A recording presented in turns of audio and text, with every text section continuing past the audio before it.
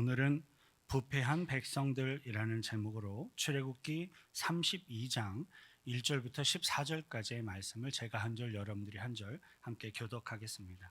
출애굽기 32장 1절부터 교독합니다. 백성이 모세가 산에서 내려옴이 더딤을 보고 모여 백성이 아론에게 이르러 말하되 일어나라, 우리를 위하여 우리를 인도할 신을 만들라. 이 모세 곧 우리를 애굽 땅에서 인도하여 낸 사람은 어찌 되었는지 알지 못함이니라.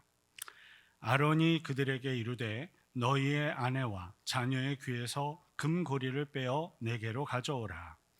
모든 백성이 그 귀에서 금고리를 빼어 아론에게로 가져가매 아론이 그들의 손에서 금고리를 받아 부어서 조각칼로 새겨 송아지 형상을 만드니 그들이 말하되 이스라엘아, 이는 너희를 애굽 땅에서 인도하여 낸 너희의 신이로다 하는지라. 아론이 보고 그 앞에 제단을 쌓고 이 아론이 공포하여 이르되 내일은 여호와의 절일이니라 하니 이튿날에 그들이 일찍이 일어나 번제를 드리며 화목제를 드리고 백성이 앉아서 먹고 마시며 일어나서 뛰놀더라. 여호와께서 모세에게 이르시되 너는 내려가라. 내가 애굽 땅에서 인도하여 낸 내 백성이 부패하였도다. 그들이 내가 그들에게 명령한 길을 속히 떠나 자기를 위하여 송아지를 부어 만들고 그것을 예배하며 그것에게 제물을 드리며 말하기를 이스라엘아, 이는 너희를 애굽 땅에서 인도하여 낸 너희 신이라 하였도다. 여호와께서 또 모세에게 이르시되 내가 이 백성을 보니 목이 뻣뻣한 백성이로다. 그런즉 내가 하는 대로 두라. 내가 그들에게 진노하여 그들을 진멸하고 너를 큰 나라가 되게 하리라. 모세가 그의 하나님 여호와께 구하여 이르되 여호와여, 어찌하여 큰 권능과 강한 손으로 애굽 땅에서 인도하여 내신 주의 백성에게 진노하시나이까? 어찌하여 애굽 사람들이 이르기를 여호와가 자기의 백성을 산에서 죽이고 지면에서 진멸하려는 악한 의도로 인도해 내었다고 말하게 하시려 하나이까? 주의 맹렬한 노를 그치시고 뜻을 돌이키사 주의 백성에게 이 화를 내리지 마옵소서. 주의 종 아브라함과 이삭과 이스라엘을 기억하소서. 주께서 그들을 위하여 주를 가리켜 맹세하여 이르시기를 내가 너희의 자손을 하늘의 별처럼 많게 하고 내가 허락한 이 온 땅을 너희의 자손에게 주어 영원한 기업이 되게 하리라 하셨나이다. 여호와께서 뜻을 돌이키사 말씀하신 화를 그 백성에게 내리지 아니하시니라. 아멘.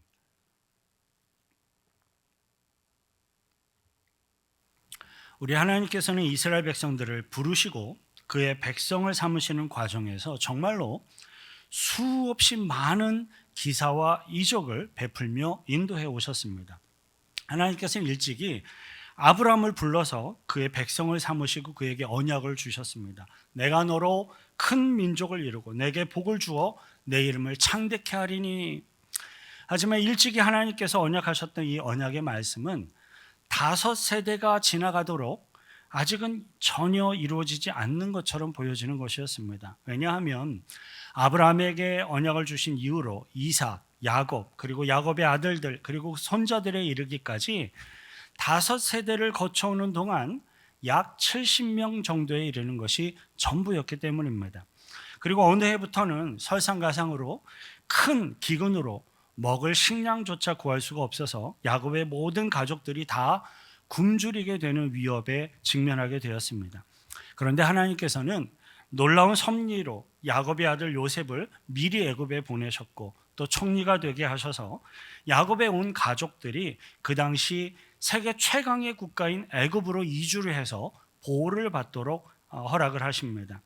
하나님은 어떠한 소설이나 영화보다도 더욱더 기적적인 사건들을 사용하시고 섭리하셔서 이스라엘의 가족들을 보호하시고 인도하신 것입니다. 그것은 참으로 놀라운 하나님의 섭리와 은혜와 기적이었습니다. 그런데 애굽의 왕이 바뀌고 세월이 흘러가면서 이스라엘의 민족은 어느새 애굽 사람들의 노예로 전락을 해버리고 맙니다.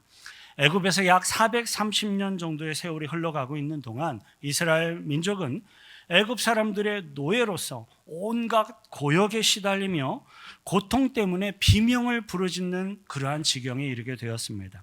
그런데 놀라운 것은요, 그렇게 점점 더 혹독한 노예의 삶으로 전락해버린 이스라엘 백성들의 이 숫자는 오히려 폭발적으로 늘어나서 애굽 사람들을 훨씬 압도할 만큼 증가하게 된 것입니다. 출애굽 38장을 보면 이스라엘이 애굽을 탈출할 당시의 인구 숫자는 20세 이상의 성인 남자만 60만 3,550명이었던 것으로 기록하고 있습니다. 거기에다가 여자 그리고 20세 미만의 사람들의 수까지 다 포함을 한다면 출애굽 당시의 이스라엘 인구는 최소 200만 명 이상이 되었을 것으로 추정됩니다. 이것은 실제로 하나의 국가 규모의 인구라고 말할 수 있는 거대한 인구 숫자입니다. 야곱의 가족이 70명이 애굽으로 이주한 지 불과 430년 만에, 그것도 혹독한 노예의 삶을 살아가면서 최소 200만 명 이상의 국가 규모로 번성하게 된 겁니다. 그것은 참으로 놀라운 하나님의 섭리와 은혜와 기적이었습니다. 이스라엘을 향한 하나님의 섭리와 은혜와 기적은 거기서 멈추는 것이 아니었습니다. 하나님이 이스라엘의 지도자가 될 모세를 애굽의 왕가에서 최고의 교육을 받으며 자라게 하셨고, 또 모세를 광야로 도망가게 하셔서 그곳에서 겸손의 훈련도 받게 하십니다. 그리고 모세는 80세의 노인이 되어서 불이 붙은 떨기나무인데 불에 타지는 않는 신비한 떨기나무 불꽃 가운데서 하나님의 부르심을 받고 이스라엘을 출애굽시키는 사명을 받습니다. 모세의 지팡이가 뱀으로 변하고 강이 피로 변하고 애굽과 이스라엘을 구별하는 개구리 재앙, 이 파리, 전염병, 종기, 우박, 메뚜기, 흑암과 장자의 죽음 재앙으로 하나님의 권능을 보여주셨습니다. 그리고 하나님께서는 홍해를 육지처럼 갈라서 이스라엘 백성들이 마른 땅을 건너가게 하셨고, 하나님을 대적하는 애굽의 군사들은 모두 물에 수장시켜서 하나님의 권능을 보여주셨습니다. 그뿐만이 아닙니다. 이스라엘 백성들은 바위에서 샘물이 터져나와 물을 마시는 기적도 경험을 했고, 하나님이 거룩한 구름과 천둥과 불 가운데 친히 말씀하시는 기적도 직접 볼 수 있었습니다. 그리고 이른 새벽마다 하늘에서 이슬처럼 내리는 만나를 거두어 들여서 매일의 양식을 삼으며 살아가는 기적을 정말로 날마다 경험하고 있는 것입니다. 그것은 이스라엘 백성들이 직접 경험하였던 참으로 놀라운 하나님의 섭리와 은혜와 기적이었습니다. 만일에 저와 여러분들이 이러한 수많은 하나님의 은혜, 기적, 그 권능을 직접 우리들이 경험하고 직접 볼 수 있었다면 그 여호와 하나님만을 잘 믿고 섬기며 예배하는 것이 당연하지 않겠습니까? 그런데 놀랍게도요, 실제로는 전혀 그렇게 되지가 않았습니다. 왜냐하면요, 우리 모든 인간들의 죄성 그리고 불신앙의 죄악이 그것보다 훨씬 더 끈질기고 훨씬 더 독하고 훨씬 더 강해서 죄악의 유혹을 이겨내지 못하기 때문입니다. 오늘의 성경 본문은 정확히 그러한 인간들의 처절한 죄성 그리고 그 불신앙의 죄악을 낱낱이 꺼내서 보여주며 증거하고 있습니다. 저와 여러분들은 오늘의 성경 본문을 묵상하심으로써 나 스스로의 죄성과 불신앙의 죄악을 발견하며 그 죄악까지도 용서하신 하나님의 은혜를 깨닫는 기회로 삼으시길 축원드립니다. 모세는 하나님으로부터 언약과 율법을 받기 위해서 시내산으로 올라가게 되었습니다. 그런데 그 시내산에 올라가게 된 그 일정과 그 기간은 이스라엘 백성들이 예상하거나 생각했던 것보다 훨씬 더 긴 것이었습니다. 출애굽기 24장 18절과 34장 28절 함께 읽겠습니다. 모세는 구름 속으로 들어가서 산 위에 올랐으며 모세가 40일 40야를 산에 있으니라. 28절입니다.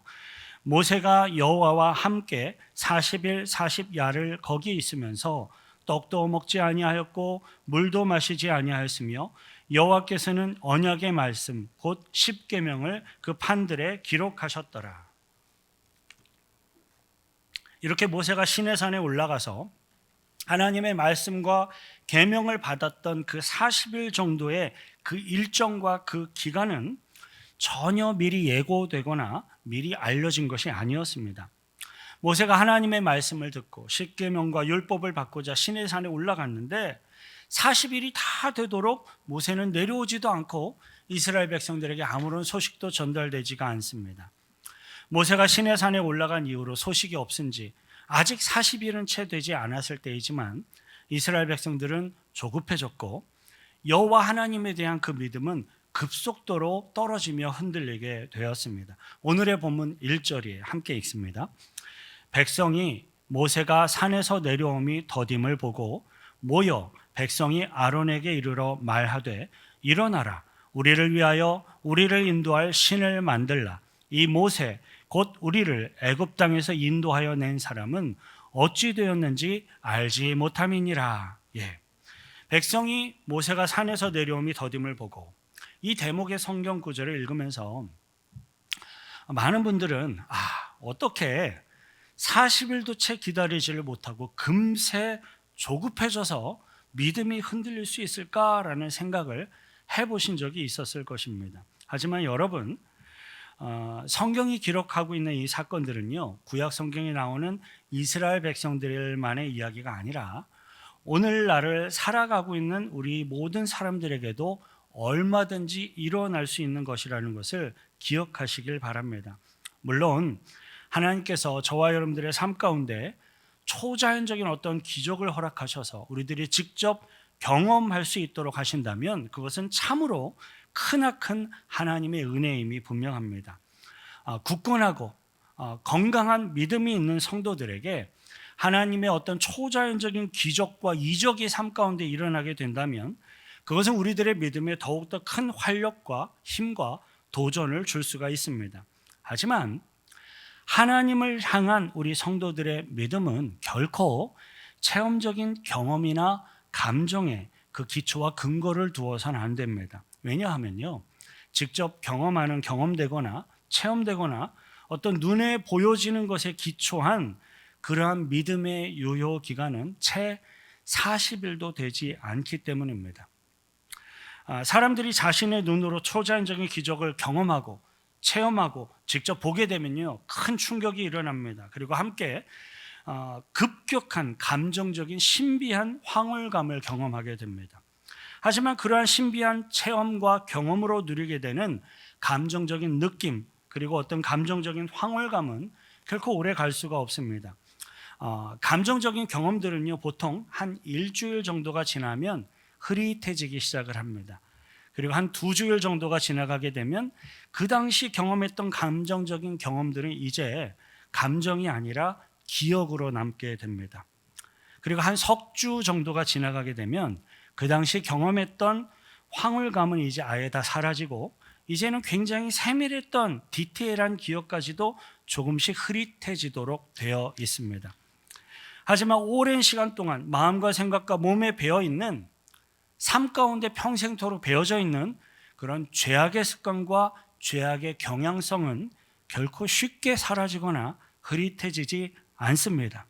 왜냐하면 죄성을 가진 우리 모든 인간들의 악한 본성이 정말 우리들의 심령의 깊은 곳으로부터 그 죄악의 습관, 죄악의 경험, 죄악의 감정들을 끊임없이 추구하도록 계속해서 독촉을 하고 유혹하고 있기 때문입니다.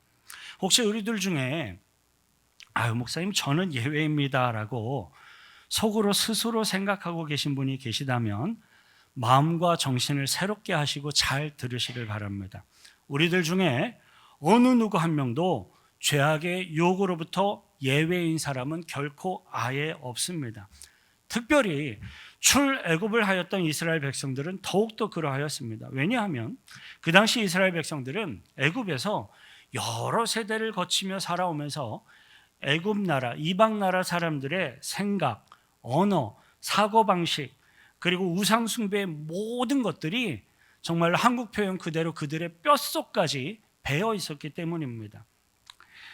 그 죄악의 습관과 죄악의 경향성들은 마치 고향을 떠나 있는 사람들이, 우리 1세대 이민자들이 한국을 떠나서 미국에 온 것처럼 고향을 떠난 사람들이 고향에 대한 어떤 향수를 느끼며 그리워하듯이 간절하게 애굽의 그것들을, 죄악된 그것들을 그리워하도록 만들고 있었습니다. 그러던 중에 자신들의 눈 앞에서 계속해서 놀라운 기적과 권능을 보여주었던 지도자 모세가 더 이상 보이지 않게 된 것입니다. 하나님의 놀라운 초자연적인 기적을 통해 경험되었던 감정적인 황홀감들이 느껴지던 한 일주일 정도는 아무런 문제가 없었을 겁니다. 그런데 일주일이 지나가고 또 다른 일주일이 지나가면서 그 감정적인 황홀감은 더 이상 경험되지 않는 기억으로 바뀌어집니다.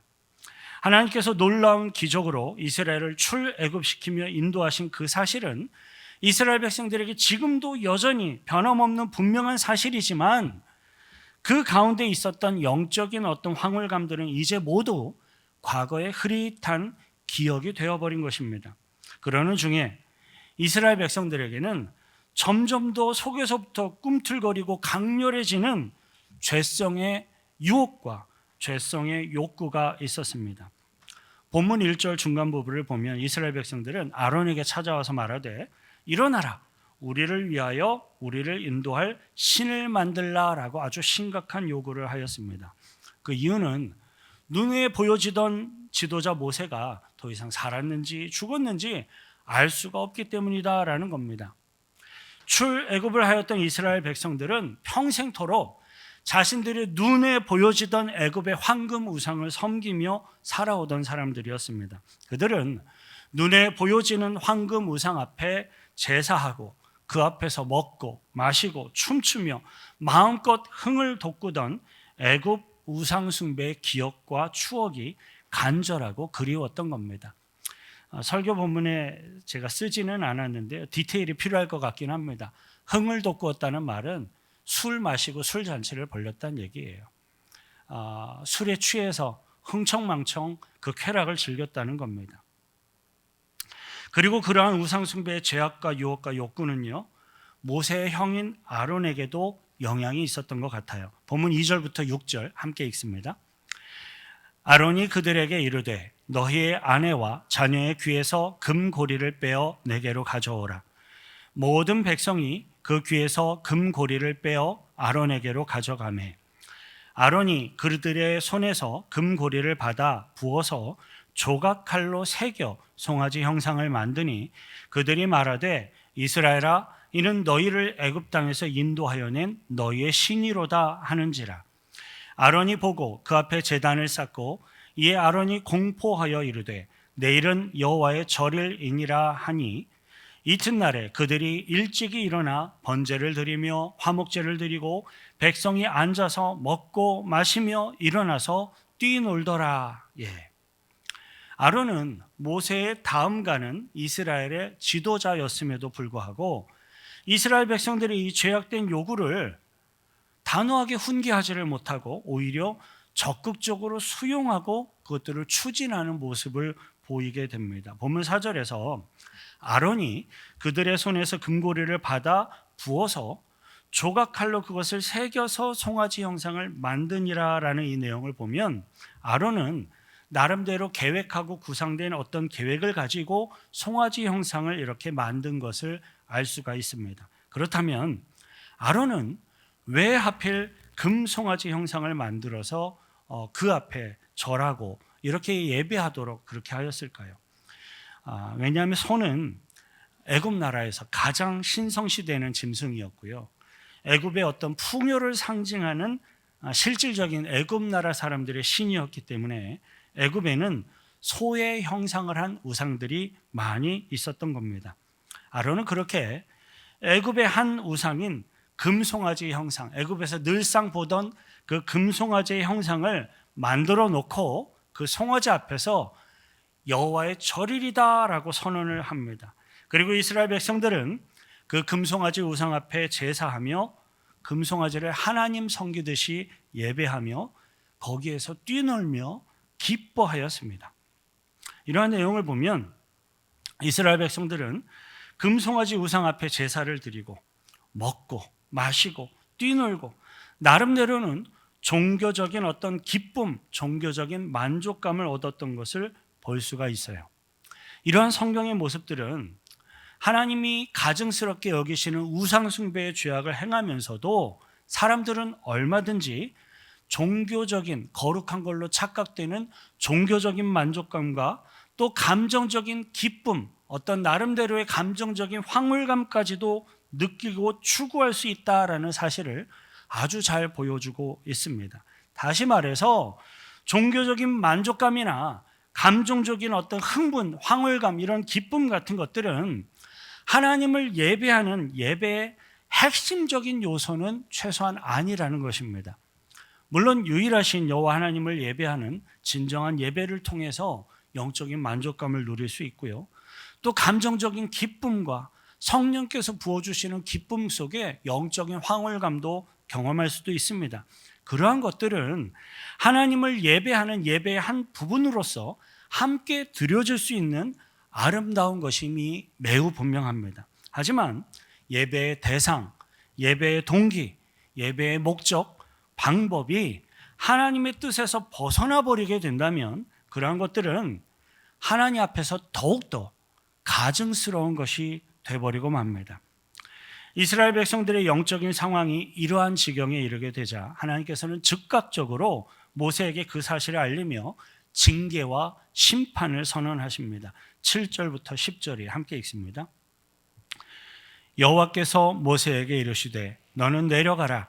내가 애굽 땅에서 인도하여 낸 내 백성이 부패하였도다. 그들이 내가 그들에게 명령한 길을 속히 떠나 자기를 위하여 송아지를 부어 만들고 그것을 예배하며 그것에게 제물을 드리며 말하기를 이스라엘아 이는 너희를 애굽 땅에서 인도하여 낸 너희 신이라 하였도다. 여호와께서 또 모세에게 이르시되 내가 이 백성을 보니 목이 뻣뻣한 백성이로다. 그런즉 내가 하는 대로 두라. 내가 그들에게 진노하여 그들을 진멸하고 너를 큰 나라가 되게 하리라. 본문 7절에서 내가 애굽 땅에서 인도하여 낸 내 백성, 너의 백성이 부패하였다라고 이렇게 말씀하신 이 부분을 보면 하나님께서는 이스라엘 백성들을 나의 백성이라고 칭하시지 않고 너의 백성이라고 호칭하고 계십니다. 이스라엘 백성들이 범죄하기 전에는 그렇게 호칭 안 하셨어요. 나의 백성, 내 백성이 어떠어떠하다라고 말씀하시던 하나님이 지금은 모세에게 애굽에서 인도해낸 너의 백성이라고 호칭하고 있습니다.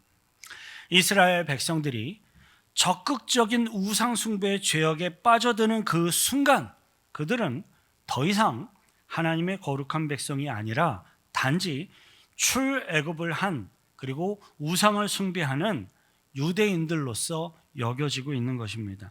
여기에는 매우 중요한 영적인 교훈이 담겨 있습니다. 하나님의 백성들, 즉 거룩한 천국의 부르심, 예수 그리스도의 은혜와 믿음의 이 부르심에는요 항상 필수적인 조건이 따라다닙니다. 그것은 오직 여호와 하나님만을 유일한 참신으로 섬기며 모든 우상을 제거하고 모든 우상을 멀리하라라는 것입니다. 출애굽기 20장 3절부터 5절 함께 읽습니다. 너는 나 외에는 다른 신들을 내게 두지 말라. 너를 위하여 새긴 우상을 만들지 말고 또 위로 하늘에 있는 것이나 아래로 땅에 있는 것이나 땅 아래 물속에 있는 것에 어떤 형상도 만들지 말며 그것들에게 절하지 말며 그것들을 섬기지 말라.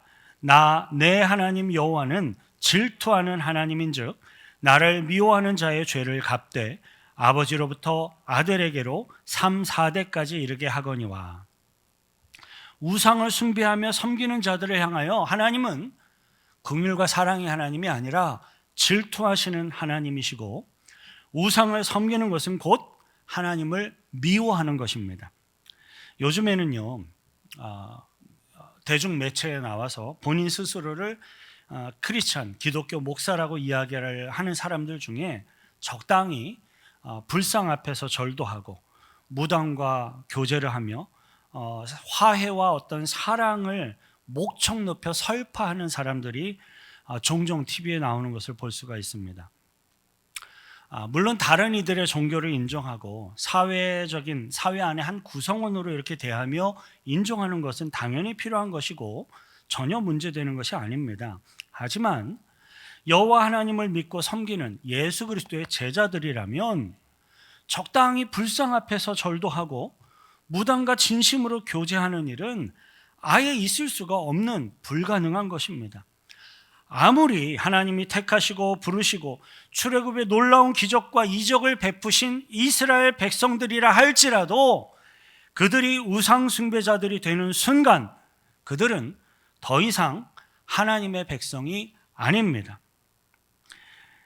이에 모세는 즉각적으로 이스라엘 백성들을 위해 하나님께 중보하며 기도의 중재자로 나섰어요. 본문 11절부터 14절 함께 읽겠습니다. 모세가 그의 하나님 여호와께 구하여 이르되 여호와여 어찌하여 그 큰 권능과 강한 손으로 애굽 땅에서 인도하여 내신 주의 백성에게 진노하시나이까? 어찌하여 애굽 사람들이 이르기를 여호와가 자기의 백성을 산에서 죽이고 지면에서 진멸하려는 악한 의도로 인도해 내었다고 말하게 하시려 하나이까? 주의 맹렬한 노를 그치시고 뜻을 돌이키사 주의 백성에게 이 화를 내리지 마옵소서. 주의 종 아브라함과 이삭과 이스라엘을 기억하소서. 주께서 그들을 위하여 주를 가리켜 맹세하여 이르시기를 내가 너희의 자손을 하늘의 별처럼 많게 하고 내가 허락한 이 온 땅을 너희의 자손에게 주어 영원한 기업이 되게 하리라 하셨나이다. 함께 읽습니다. 여호와께서 뜻을 돌이키사 말씀하신 화를 그 백성에게 내리지 아니하시니라. 하나님께서는 참되게 진실되게 이스라엘 백성들을 위해서 대신해서 회개하며 간구하고 있는 이 모세의 기도를 들으셨고 그들 모두를 이스라엘 백성들을 다 진멸하시겠다라는 그 무서운 징계와 심판을 철회하셨습니다. 이러한 모세의 모습, 모세의 역할은 우리 모든 인류의 죄를 대속하기 위해 십자가에 못 박혀 죽으시고 또 부활하셔서 하늘 보좌 우편에 오르신 예수 그리스도의 구원하심을 예표하는, 상징하는, 보여주는 것이었습니다. 죄악으로 인하여 진멸당할 수밖에 없었던 우리들이 예수 그리스도의 대속, 예수 그리스도의 구속하심을 통해서 하늘나라의 천국 백성들이 되고 하나님의 인도하심을 누리게 된 것입니다. 할렐루야. 사랑하는 성도 여러분, 우리들에게는 하나님을 향한 감정적인 열정도 결단도 필요합니다. 영적인 체험도 경험도 필요할 수 있습니다. 하지만 그러한 것들은 시간의 흐름에 따라 얼마든지 변할 수가 있어요. 하지만 하나님의 말씀에 기초하여서 순종하는 믿음은 결코 변할 수 없습니다. 하나님을 향한 감정적인 열정, 결단, 아름다운 겁니다. 성령께서 허락하시는 영적인 체험, 성령님의 은사 역시 아름다운 것입니다. 버리지 마십시오. 그러나 가장 중요하고 가장 중요한 믿음의 핵심은 하나님의 말씀인 성경에 기초한 믿음입니다. 저와 여러분들은 우리들의 모든 삶 가운데 세상의 우상, 죄악의 유혹에 마음을 뺏기는 자들이 되지 아니하고 오직 천국 백성들로서 하나님께 영광 돌려드리시기를 축원드립니다. 이 시간 같이 함께 기도하실 때에요, 이스라엘 백성들만큼은 아닐지라도 조금이라도 나의 마음을 뺏어가고 있는 것이 나에게 무엇이 있는지요, 성령께서 조명해 주시고 알게 하셔서 내가 이스라엘 백성들처럼 나도 모르게 우상숭배의 죄악에 빠지는 어리석은 자가 되지 않도록 보호하시고 지켜달라고 기도하십시다.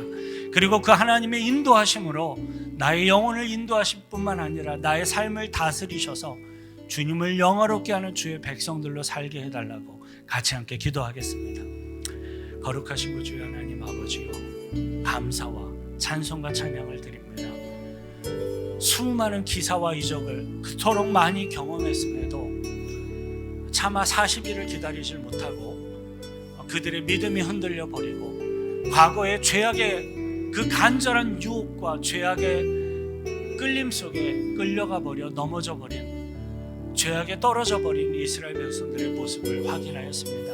이것이 이단 성경에 나오는 과거의 이스라엘 백성들의 모습이 아니라 나의 모습일 수도 있다는 사실을 겸허히 인정합니다. 주님, 불쌍히 여겨 주옵소서.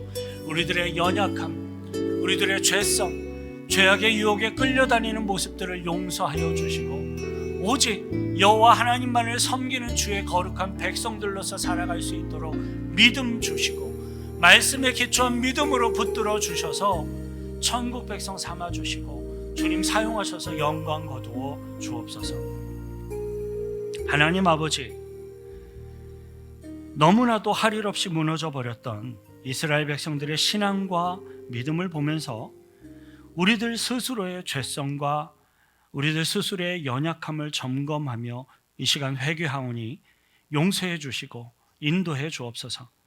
구하오니 우리들은 모세와도 같이 하나님의 말씀에 기초한 믿음으로 인도해 주셔서 천국 백성 삼으시고 주님의 뜻을 이루어 나아가는 주의 백성들 되게 하옵소서. 우리를 구원하신 예수 그리스도의 이름으로 기도하옵나이다. 주님의 인도하심 앞에 감사의 박수로 영광 돌려드리겠습니다. 아멘.